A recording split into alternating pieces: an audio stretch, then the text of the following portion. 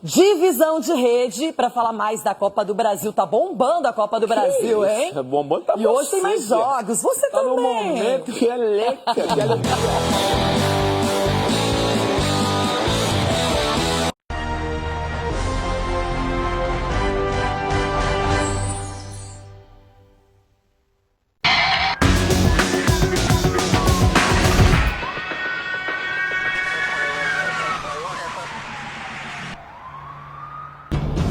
No ar, Cidade em Ação. Boa tarde, minha Paraíba, boa tarde, meu Nordeste brasileiro. E atenção, tá?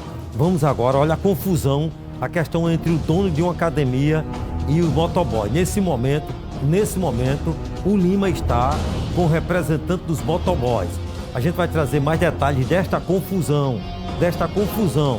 Eu vou acompanhar aqui, atenção, vamos ver logo a matéria do que aconteceu ontem, quando o motoboy foi levar uma encomenda na casa do dono da academia. O que é que houve lá? Nós vamos trazer, porque nesse momento ao vivo, depois que a gente mostrar aqui, Lima está com os representantes dos motoboys, tá bom? Vamos aqui.